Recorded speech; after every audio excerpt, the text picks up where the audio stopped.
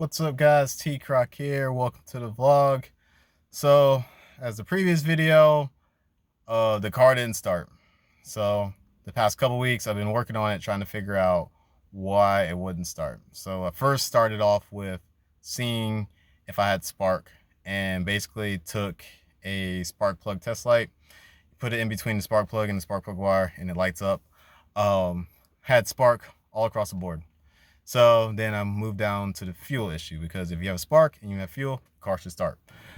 So sprayed a little bit of starter fluid into the throttle body, instantly started up. So I was like, okay, have a fuel delivery problem. Tried to prime the fuel pump, it didn't prime. So then I was like, bad fuel pump. Swapped out the fuel pump, tried to start it up, didn't start. Then I moved on to the crank sensor, because that is somehow, it's weird how this car is wired up. It's like intertwined with the fuel pump, so swapped that out. Didn't start up. There's no way, the way to test the crank sensor is like really hard, so I just swapped it out with a brand new one to see if it would start up. So it didn't start up. So then I was like, all right, well, let me see if I'm getting fuel pressure. So I swapped the fuel pressure regulator with my aftermarket one, the Air Motive one. And it was kind of good that I was swapping it out, because for one, I'm ruling out a bad fuel pressure regulator, and I got one with a gauge on it so I can see if I'm getting fuel pressure. Swap that out, no start, no pressure at all. So now I know that I have a fuel delivery problem with the pump. Now, before all this, I checked fuses, relays. I didn't check the relays the proper way. Like, you're supposed to like rig it up so you can power them up and stuff like that. All I did was felt, like, kind of hold them like in place and see if they clicked, and they did. All of them clicked. So when that happened, I was like, well, there's something in the wiring that's wrong. So just now I basically checked to see if there was power getting to the fuel pump. No power at all. So then I decided to add power to the pump while I was plugged in, and basically see if it would start up. As soon as I added power, pump primed up, turned the key on, car started. As soon as I took the power away from it, killed it. So now where I'm at with this car is basically figuring out why I am not getting power to that pump. Now, it might be ECU wise. It's just kind of weird for the ECU to go bad all of a sudden, but hey, shit happens. I did talk to 6075 3G, the guy with the crazy all-wheel drive Mavic turbo car. He has a stock ECU. I'm probably going to contact him soon.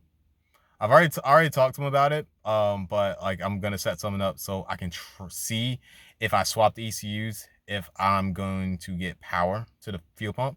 If that's the case, then I'm going to buy his ECU, and I'll have an ECU, and basically car starts.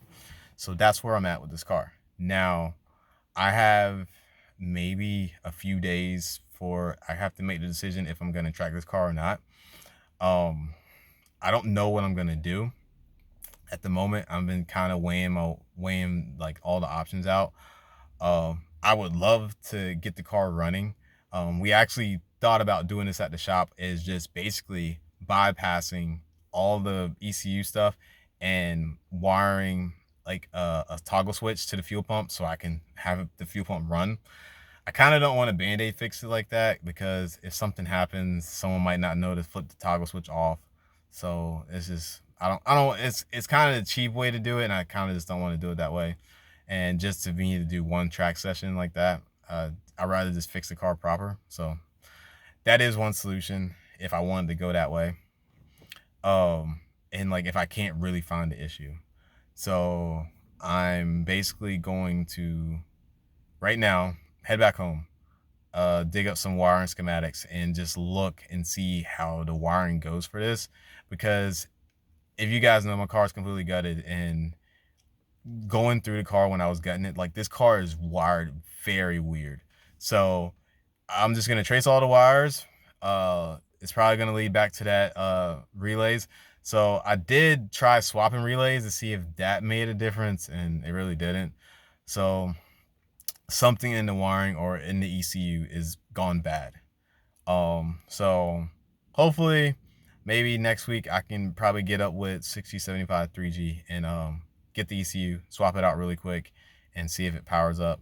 And if it does, I'll just buy his ECU and I have a running car again. So that's it. Figure I'd give you guys an update of what's going on and what I've been doing. So see you guys hopefully when this car is running.